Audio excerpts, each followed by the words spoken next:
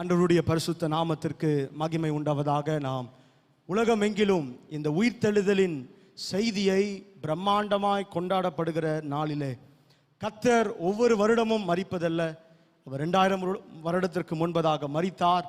அவர் இன்றைக்கும் உயிரோடு கூட இருக்கிறார். இந்த உயிர்த்தெழுதலான செய்தி வெறும் இந்த நாட்களிலே மாத்திரமல்ல, ஒவ்வொரு நாளும் நம்முடைய ஆண்டவர் உயிர்த்தெழுதலும் ஜீவனுமாய் இருக்கிறார் என்பதை நாம் கொண்டாட வேண்டிய ஒரு நாட்களிலே இருக்கிறோம். செய்திக்கு முன்பதாக நாம் நம்மை ஆராய்ந்து பார்ப்பதற்கு ஒரு சின்ன காரியத்தை நான் சொல்லுகிறேன்.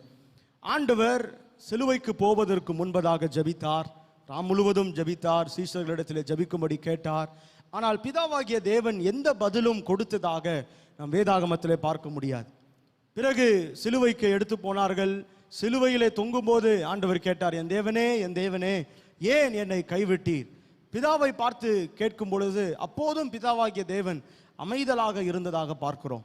ஆனால் அந்த மரித்த பிறகு ஆண்டவர் மரித்தார், அவரை அடக்கம் பண்ணினார்கள். ஆனால் தன்னுடைய நேரத்திலே ஆண்டவர் தம்முடைய அமைதலான நேரத்தை காக்கவில்லை. There is a time that God will break the silence. ஒரு அமைதலான நேரத்தை உடைக்கும்படியாய் ஆண்டவருக்கு ஒரு நேரம் உண்டு.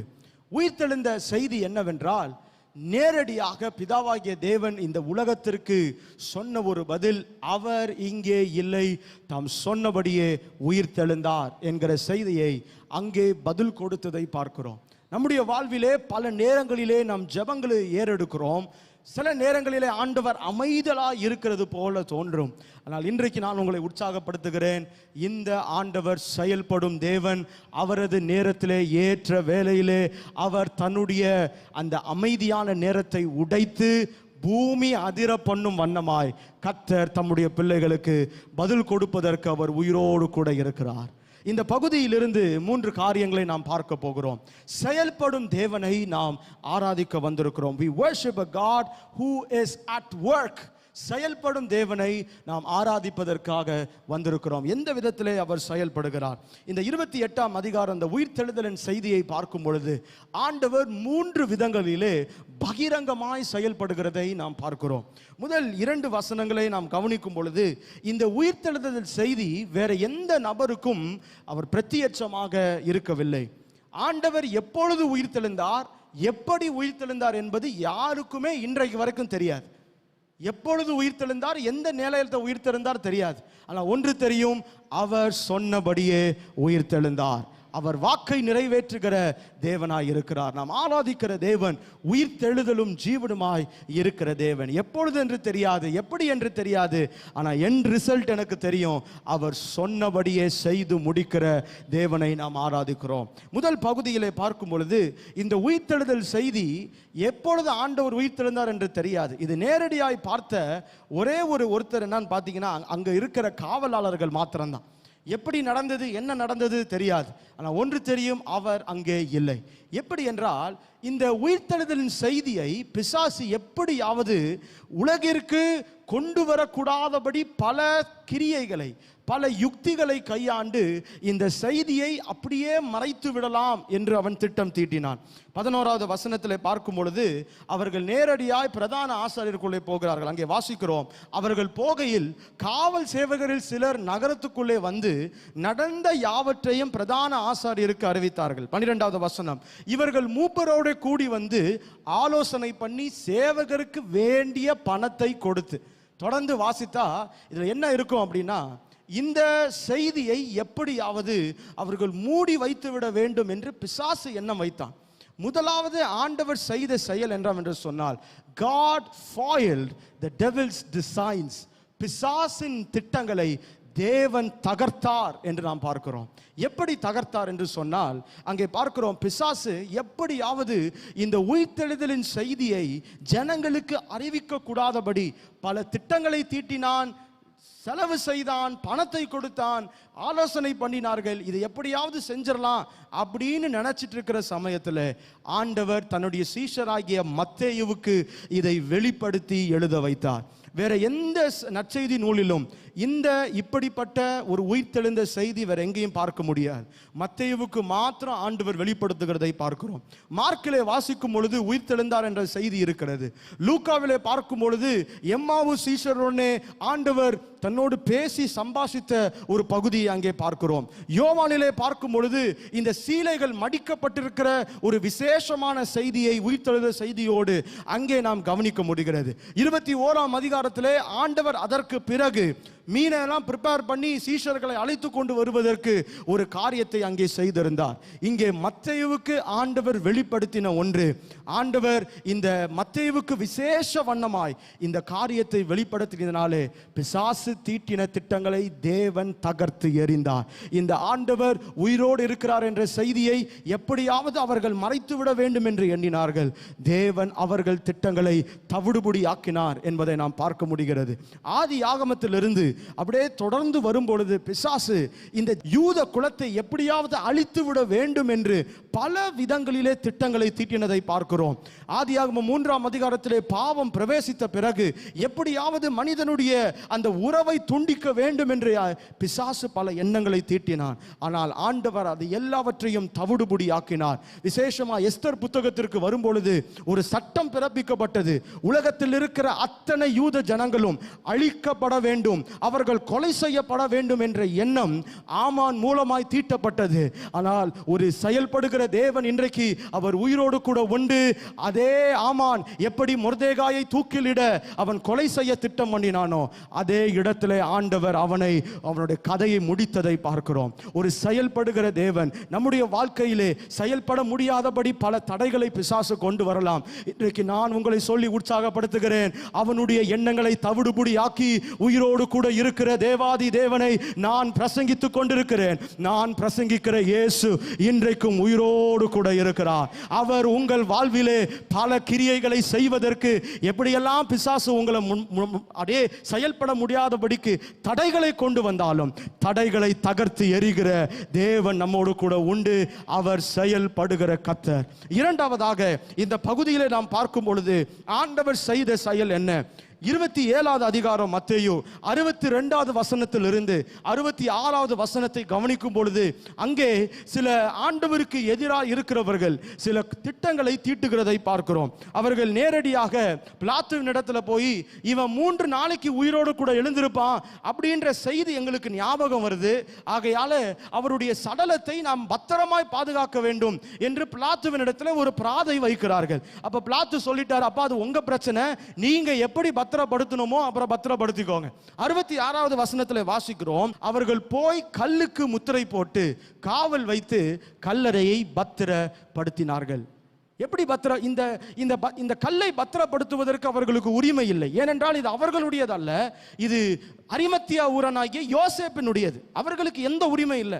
ஆனால் எப்படியாவது இந்த உயிர்த்தெழுதலின் செய்தியை மடங்கடிக்கிறதோடு மாத்திரமல்லாமல் அவன் கதை எப்படியாவது முடிச்சிடணும், இயேசுவின் கதை எப்படியாவது முடிந்துவிட வேண்டும் என்ற அவருடைய எண்ணங்களை ஆண்டவர் என்ன செய்தார் என்றால், the second thing what God has done, he has flashed the futility of the enemies. எதிரிகளின் திட்டங்கள் பயனற்றது என்பதை தேவன் அங்கே காண்பித்ததை பார்க்கிறோம். எப்படி என்றால் 28ஆம் அதிகாரம் 2வது வசனத்தில் நாம் பார்க்கும் பொழுது பூமி மிகவும் அதிரும்படி 2 காரியத்தை அங்கே செய்கிறார்கள். 27 66ல் முதலாவது அவர் கல்லுக்கு சீல் முத்திரை போடுகிறார்கள். அப்படி என்றால் என்ன அர்த்தம்?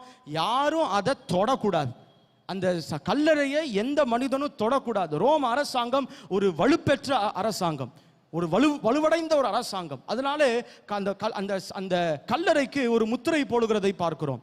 அப்ப முதலாவது அங்கே யாரும் தொடக்கூடாது என்பதை ஒன்று செய்கிறார்கள். அது மாத்திரம் பண்ணிட்டு அதற்கு பிறகு அந்த வசனத்திலே வாசிக்கிறோம், காவல் வைத்து முத்திரை போடுவது மாத்திரம் அல்லாமல் அந்த கல்லறைக்கு வெளியே காவலர்களை நிறுத்தி வைக்கிறார்கள். இப்படி என்றால் முதலாவது தொடக்கூடாது, 2வது நெருங்கக்கூடாது. 2 காரியங்களையும் பண்ணி ஆண்டவர் எப்படியாவது இந்த உயிர்த்தெழுதலின் செய்தியை அவர்கள் மடங்கடித்து விட வேண்டும் என்ற எண்ணத்தை ஆண்டவர் தவிடுபடி ஆக்கினார். எப்படி தெரியுமா? அவர்களுக்கு நான் சர்வ வல்லமையுள்ள தேவன் என்று நிரூபிக்கும் வண்ணமாய் 28:2 வாசிக்கிறோம், பூமி மிகவும் அதிரும்படி. இந்த உலகத்திலே பூமியை ஒரு மனிதனால் வாங்க முடியும், விலைக்கிரயம் கொடுத்து அதனால் வாங்க முடியும், அதில் ஒரு ஓட்டை கூட போட்டு உள்ள பண்ண முடியும். ஆனால் அதிர பண்ணுகிறது சர்வ வல்லமையுள்ள தேவனாகிய கர்த்தர் மாத்திரமே. சங்கீதம் 29 வாசிக்கிறோம், அவருடைய சத்தம் காதேஸ் வனாந்தரத்தை அதிர பண்ணுகிறது என்று பார்க்கிறோம். அப்படி என்றால் இந்த காரியத்தை செய்வது இயற்கைக்கு அப்பாற்பட்ட விதங்களிலே அவர்களுடைய எண்ணங்களை தவிடுபடி ஆக்கும்படி பூமி அதிர்ச்சியை ஆண்டவர் உண்டு பண்ணினார். நடந்தது என்ன தெரியுமா? கல் முத்திரை போட்டிருக்கிறது மாத்திரம் அல்ல, அவர்கள் பல விதங்களிலே பணத்தை செலவு செய்து அங்கே போட்டிருந்தார்கள். ஆனால் கர்த்தர் ஒரு பூமி அதிர்ச்சியை உண்டு பண்ணி கல் தானாய் விலகி போயிருக்கிறதை ஆண்டவர் செய்த செயல். இன்றைக்கு நம்முடைய வாழ்விலே நம்முடைய எண்ணங்கள், நமக்கு விரோதியாக இருக்கிறவர்கள் எப்படியாவது நம்மை மடங்கடித்து விட வேண்டும். பல பணத்தை அவர்கள் கையாண்டு செய்வினை, பில்லி சூனியம் போன்ற காரியங்களை செய்யலாம். ஆனால் நான் இன்றைக்கு உங்களை உற்சாகப்படுத்துகிறேன், அதை எல்லாவற்றையும் தவிடுபடி ஆக்குகிற ஒரு தேவன் உங்களுக்கு உண்டு. அவர் இன்றைக்கும் கிரியை செய்து கொண்டிருக்கிறார். Our God is at work. He is at work. ஒருவேளை பிரம்மாண்டமாய் தெரியாமல் இருக்கலாம், ஆனால் ஒரு சமயத்தில் தெரியும், அவரை தொட்டா செத்தம். ஆமென், ஹல்லேலூயா. அப்படிப்பட்ட காரியத்தை ஆண்டவர் பூமி அதிரும்படி செய்கிற தேவன் இன்றைக்கும் அவர் உயிரோடு கூட உண்டு. மூன்றாவதாய் அவர் செய்த செயல் என்ன? இந்த பகுதியிலே முதலாவது பார்த்தோம், God foiled the devil's design. பிசாசனுடைய தந்திரங்களை ஆண்டவர் தவிடுபடி ஆக்கினார். இரண்டாவது, God flashed the futility of the enemies. எதிரிகளின் திட்டங்கள் பயனற்றது என்பதை அங்கே வெளியரங்கமாய் காண்பித்ததை பார்க்கிறோம். மூன்றாவது, இது மிக முக்கியமானது, எல்லா ஜனங்களும் அறிந்து கொள்ள வேண்டும் என்பதற்காக ஆண்டவர் திட்டமாய் தம்முடைய பிள்ளைகளுக்காக செய்த பகிரங்கமான மூன்றாவது செயல், He has fixed the foundation of faith. விசுவாசத்தின் அஸ்திபாரத்தை ஆண்டவர் நிறுவுகிறதை பார்க்கிறோம். ஒரு கிறிஸ்தவனுடைய நம்பிக்கை எது தெரியுமா? கல்வாரி சிலுவையிலே ஆண்டவர் மரித்ததல்ல, திறந்த கல்லறை இருப்பதுதான் ஒரு கிறிஸ்தவனுடைய அஸ்திபாரமாக இருக்கிறது. எது? ஆண்டவர் நமக்காக மரித்தார், உண்மைதான். ஆண்டவர் நம்முடைய பாவங்களுக்காக கல்வாரி சிலுவையிலே 2000 வருடத்திற்கு முன்பதாக மரித்தது உண்மைதான். ஆனால் அது அல்ல கிறிஸ்தவனுடைய நம்பிக்கை. ஒரு திறந்த கல்லறை அங்கே திறக்கப்பட்டிருக்கிறது. அவர் அங்கே இல்லை, தாம் சொன்னபடியே அவர் உயிர் தெழுந்தார். ஒரு கிறிஸ்தவனுடைய நம்பிக்கை எது தெரியுமா? ஒரு விசுவாசம் எங்க தெரியுமா? அவர் அங்கே இல்லை, அவர் உயிரோடு கூட இருக்கிறார் என்பதுதான் ஒரு கிறிஸ்தவனுடைய நம்பிக்கையாக இருக்கிறது. பவுல் பிரசங்கிக்கும் போது சொல்லுகிறார், 1 கொரிந்தியர் 15 அதிகாரம் 14, 17 வசனங்களை பார்க்கும் பொழுது, கிறிஸ்து எழுந்திராவிட்டால் என்னுடைய பிரசங்கமும் வீண், உங்களுடைய விசுவாசமும் வீண். அவர் எழுந்திருப்பதுதான் ஒரு கிறிஸ்தவனுக்கு இருக்கிற ஒரு மிகப்பெரிய ஒரு நம்பிக்கை. The foundation of faith is not the cross of Christ but the resurrected Christ. An empty tomb is where the faith lies. எங்கே விசுவாசம், நம்பிக்கை இருக்கிறது என்றால் திறக்கப்பட்ட கல்லறை. அப்படி ஆண்டவர் அதை செய்யவில்லை என்று சொன்னால் அவரும் மற்ற தலைவர்களைப் போல ஒரு நல்ல காரியத்தை போதிக்கிற போதகராக இருப்பாரே தவிர ஆண்டவராக இருக்க மாட்டார். இன்றைக்கும் திறக்கப்பட்டிருக்கிற ஒரு கல்லறை இருக்கிறது. அதை ஜனங்கள் எல்லாரும் பார்க்குவதற்காக அங்கே கல்லறை திறந்திருக்கிறதை பார்க்கிறோம். 2000 வருடத்திற்கு முன்பதாக ஒரு சடலத்தை வைத்த ஆண்டவர் அங்கே இல்லை, அவர் சொன்னபடியே உயிர் தெழுந்தார் என்கிற செய்தி இன்றைக்கு God has laid the foundation of faith. He has fixed the foundation. விசுவாசத்தை அங்கே துவக்குகிறதை பார்க்கிறோம். எப்படி துவக்குகிறார்? 5-6 வசனங்களை நாம் பார்க்கும் பொழுது அங்கே வாசிக்கிறோம், தூதன் அந்த ஸ்திரீகளை நோக்கி, நீங்கள் பயப்படாதிருங்கள், சிலுவையில் அறையப்பட்ட இயேசுவை தேடுகிறீர்கள் என்று அறிவேன். இந்த ஸ்திரீகள் ஓடி வருகிறார்கள், வழியெல்லாம் பேசிக்கொண்டு வருகிறார்கள், யார் நமக்காக அந்த கல்லை புரட்டுவா?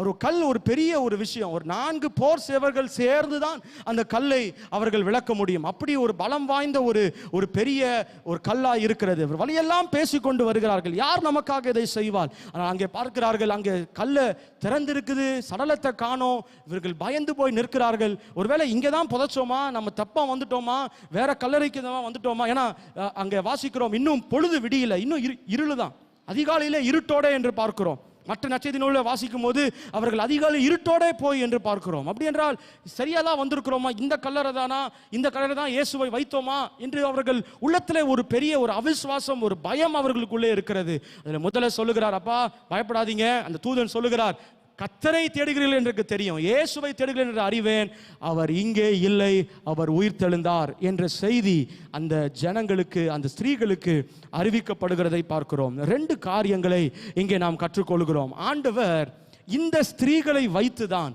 மற்ற சீஷர்களுக்கு போய் அறிவிப்பதற்காக சொல்லுகிறார். ஆண்டவர் நினைச்சிருந்தா பூட்டின வீட்டில் பிரவேசித்த ஆண்டவர் நேரடியாய் மகதலேனா மரியாளுக்கும் மற்ற மரியாளுக்கும் காட்சி அளித்தது போல அவர்களுக்கும் காட்சி அளித்து நான் உயிரோடு இருக்கிறேன் என்று நிரூபித்திருக்க கூடும். ஆனால் இவர்கள் மூலமாய் அவர்களுக்கு அந்த செய்தி சென்றடும்படியாய் அங்கே சொல்லுகிறதை பார்க்கிறோம். 7வது வசனத்திலே சீக்கிரமாய் போய் அவர் மரித்தோரிலிருந்து எழுந்தார் என்று அவருடைய சீஷர்களுக்கு சொல்லுங்கள். முதல் காரியம், இந்த ஸ்திரீகளிடத்தில் ஆண்டவர் சொன்னது, நீங்கள் போய் அவர் உயிர்த்தெழுந்தார் என்ற செய்தியை சொல்லுங்கள் என்று அவர்களுக்கு சொல்லப்படுகிறது.